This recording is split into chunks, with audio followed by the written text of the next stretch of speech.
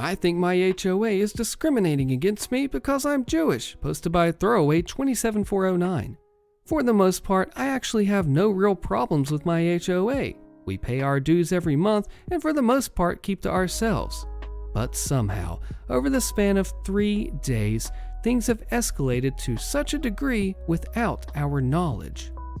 It all started last December when we were left a nasty note from an anonymous but concerned neighbor because of the religious propaganda in our window. It was a menorah. I was a bit taken aback because I've seen ornaments and those window sticky things saying things like Happy Kwanzaa, Merry Christmas, and so on. So I discreetly moved it to another window where no one can really see it because I refused to get into it right there at the holidays. Over the past few months, we'll eventually get notices from the HOA citing that we recently received a complaint that you walk too loud, your TV was too loud between the hours of 2 and 4 when neither myself nor my spouse were home. You make too much noise when you're in your kitchen. Nothing major, and we've never been fined, so my spouse and I really just ignore it. We get that maybe the HOA is just trying to appease them. On Friday, we received a notice from the HOA that we were being fined for having more than 2 dogs. We don't have more than 2 dogs. We have exactly 2 dogs, and this morning we woke up to a freaking swastika taped to our door with this concerned neighbor concerned about our well-being and felt like maybe we should move. I wish I could tell you that we were joking, and this is just something with a horrible but funny pun. But my wife is terrified and angry all at once, and we can't help but feel like maybe someone in our unit is trying to pit the HOA against us. Where can we go from here? Should we get a lawyer? Should we write our concern to the HOA? We'd just like some advice on how to handle this. Holy crap, I wasn't expecting this type of response, but thank you for taking the advice. We logged in today after taking a day to ourselves just to get out of the house and get my wife calmed down. We'll definitely be talking to a lawyer today. As for security cameras, this is out of the question. We live on the 2nd story of a condo. Our door is on the interior of the building, and you have to have a key to get into the main building. So we are 99.9% sure that it's someone in our building. But we can't install the security cameras without prior consent of the HOA, and I'm pretty sure that they're going to say no. But I'll ask anyway. I've also notified the HOA, and they're looking into it. Overall, I have no real problem with my HOA. They keep our lawns looking great, and they do a good job of keeping the buildings kept well. But I'm still wary. We have 3 board members in our building. We called the police and we're meeting with a detective later this afternoon since we don't feel physically threatened. For those of you wondering, we live in North Carolina and considering moving elsewhere after all this is over with. The detective just left, at least something has been filed. The board member from the HOA came over and wants to get all of this sorted out and is sure it's just a misunderstanding. Meeting with a few lawyers tomorrow. Since all of this has been done anonymously, I'm wondering if anything will actually come of this. I do wish we got an update from OP at this point because this is a crazy messed up situation, don't you agree? Neighbor is seeking to operate a small business selling plants and produce out of a cart on shared HOA property, posted by Jolly Duty. We have a quiet HOA in Virginia where all lots are 10+ acres. The HOA doesn't try to exert too much influence or rule enforcement over the annoying issues, but they do have shortcomings over road maintenance, gravel roads, and improper allocation of HOA budget to helping select homeowners with their culverts, driveways, and various utilities which are technically not covered by the HOA's very limited budget. The homeowners they tend to favor are those who've been in the community the longest, acting as if that gives them some special consideration. Most recently, one neighbor who has been here a long time was operating a small business on common property. It's a cart selling plants and produce. They advertise the business on the main road in order to drive traffic. Customers parked on the narrow, shared gravel road. And the rules for the HOA specifically forbid any business being operated outside of anyone's lot and also forbids customers from parking on shared roads. Hence, neighbors complained and the cart was soon gone. However, the HOA board soon after announced that they would be voting on whether to allow the cart to resume operations. This seemed wrong to me. Shared HOA property should not be used for operating a small business, no matter how innocuous that business may be. The customers parking in the ditches and performing K-turns on gravel roads leads to deterioration and more cost for the HOA. It's also annoying to navigate past, and frankly, it's not what I want to experience on our once quiet private road. I was thinking of being more aggressive towards the HOA and preventing the cart from returning, even if that ultimately meant threatening legal action. Question: am I simply not being tolerant, or is the cart really not reasonable under the circumstances? The board stated they would make the determination, which they technically don't have the right to if it's in conflict with the HOA rules. They didn't offer up a vote for the community. If they want to allow a business to operate on common property, they would have to open up a vote to all members, and an amendment would need to be ratified by an 80% vote. This comment gives a great answer, and OP gives an awesome reply. You're not being intolerant, it's a slippery path because once you allow one cart, there will be many more, and they won't even be operated by people within your community. There goes your neighborhood. And OP says, that may be my biggest concern. Under basic equal protection, they would have to allow all members to use the common property for business, if they allow one. Very slippery slope indeed. He was downvoted for that. Do you agree with him? Ready for some insane Karens? This story is titled, not entitled, entitled Neighbor Throws a Fit That I Won't Let Her in My House to Take My Alcohol When I'm Gone, posted by Deleted. I live in a 3-unit townhome. We're all good friends and we share keys with each other. One of them is my best friend who, with my approval, enters my house when I'm gone to grab a soda. In return, she cooks me food and shares her alcohol with me on weekends.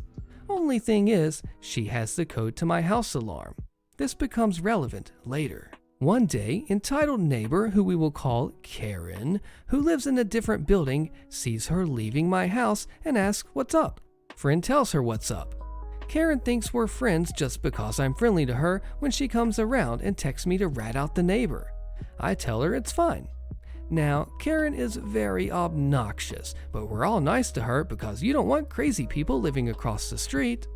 Karen a week later comes by and asks why I won't give her a key. I make up an excuse that it's a safety thing because I'm the only one with a fire extinguisher, which is also a fact. The only excuse I can think of now is my landlord won't let me. It seemed to shut her up. I really don't want her in my house. I can only imagine what she'll do in there, and her bringing her kids over to see my crap. I have expensive computer equipment. I don't need kids around. Fast forward a month later. She sees me unload a bucket of fireball shots and quickly makes a beeline across the street and asks for some and trying to make friendly conversation. I roll my eyes and struggle with the seal and hand her 2. Thanks babe, love you. Ugh, whatever, it's not a big deal. Meanwhile, she still messages me like friends, and I watch her house from time to time while she's gone. Last week, I'm at my mom's house when I get a phone call from my home security system company asking if I need police. Roommate and key holders have my code, and it gives you 60 seconds to push the code even if it's wrong, so something is up. I rush home and my front door is wide open, letting the hot summer air strain my electric bill with 2 cops inside. It's none other than Karen standing at the counter and casually says, "Here she is, she lets me in her house, we're best friends." My jaw drops. Apparently, she has the garage door code to friend's house where she found my house keys in friend's house and has the balls to take my stuff when I'm gone, like she's entitled to it. And then didn't message me that the alarm was screaming, let me know she wants something, and didn't even leave when the cops show up. I took the cops 8 minutes to get there, so I have no idea what she was poking around with a screaming alarm. She broke into 2 houses like it was no big deal. I demand that she leaves, not pressing charges because I don't want a crazy angry neighbor. My city charges you $100 if you have an unregistered alarm system, so I get a fine from the city. I paid the fee and stuck the bill in her doorway. Haven't seen a dime of that yet. She also hasn't asked for my alcohol either since then.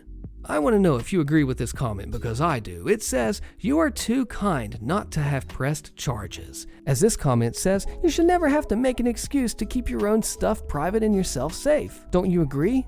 This is an insane Karen story called "Aunt Shows Up at My House with All Her Stuff, Tells Me She's Going to Be Living with Me for a While," posted by Outside the Walls. So, without getting too political, we recently had an election in the USA. My aunt supported one side, while her husband and adult offspring supported the other side. The election did not go the way that my aunt wanted it to. Aunt proceeded to flip her crap, breaking things and yelling, even going as far as to set her daughter's "I voted" sticker on fire. Her husband called the cops. The cops declined to arrest her for anything, but suggested that she find a different place to stay for the night. This happened yesterday in New Jersey. Fast forward to 2 a.m. today.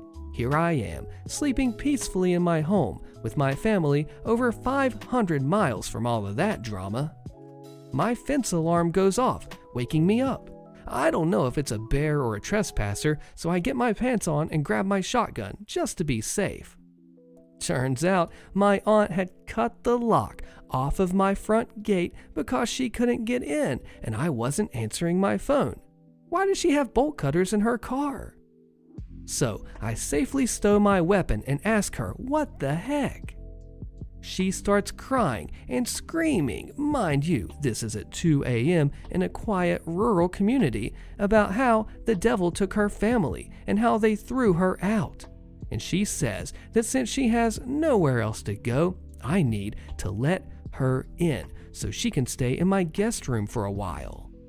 I told her one of my guilties is using that room right now, and the room is occupied.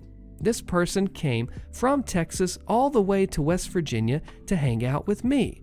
I'm not going to toss them out with 30 seconds of notice because my aunt showed up. So she decides to call the police and tell them that I'm keeping her from entering her home. We're out in the woods, so the cops don't get here quick.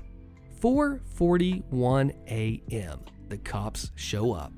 I see them talking to her in my driveway.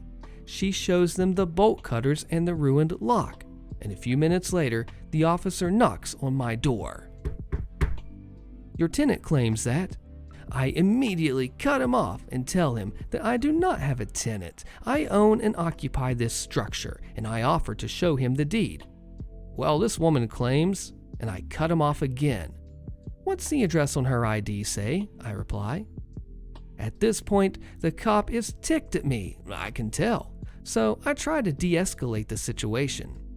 "Look, man, she doesn't live here. She has never lived here. That's my aunt. She lives in New Jersey. Please check her ID card." The cop calms down a bit and lets me know that he will talk to her and then comes back. Around 10 minutes later, the cops come back to my door.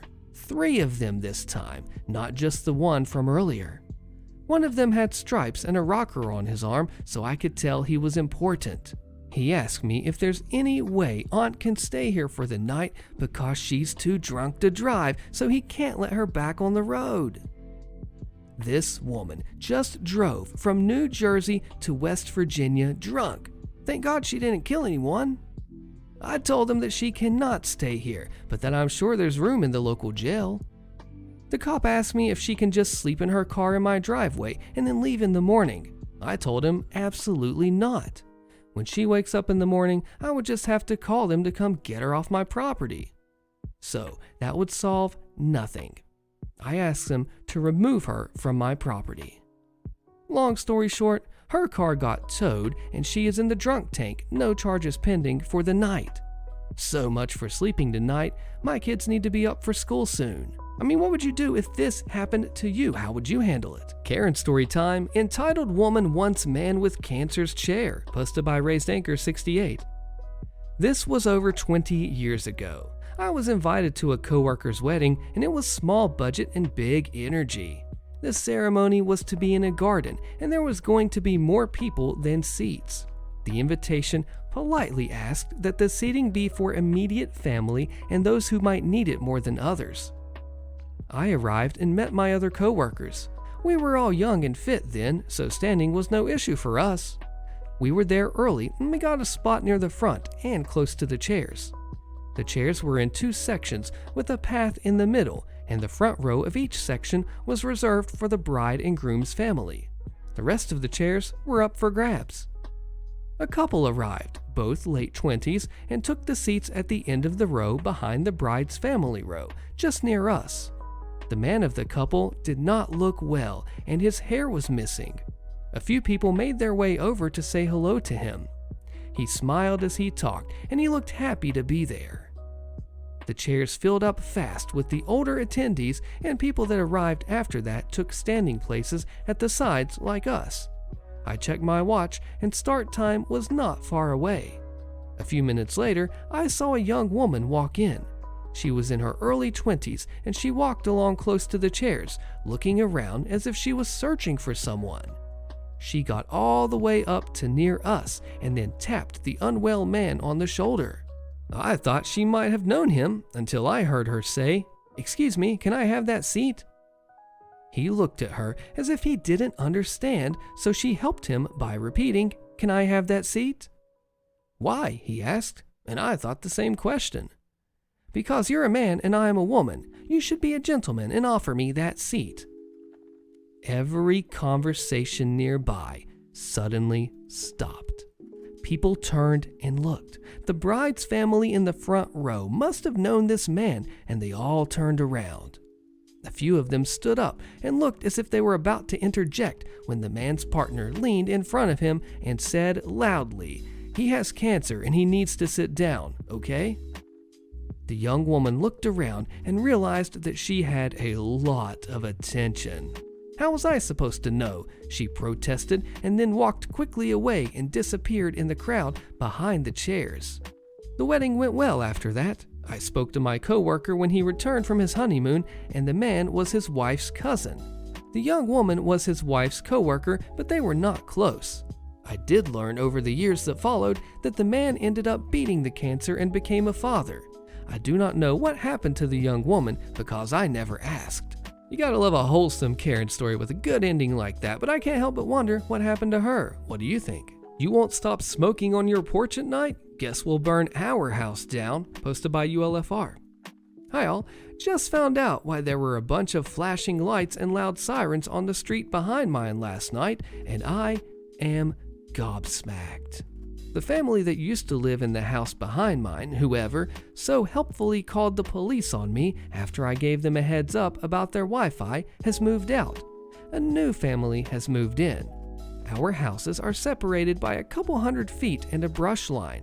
I found this out because they came to talk to me last week about my smoking the funny before I go to bed on my porch and how the smell is terrible and it's bothering them and I just need to not do that. As a note, I smoke precisely 1/2 gram of the funny on my screened-in porch before bed, perhaps 3 to 4 times a week.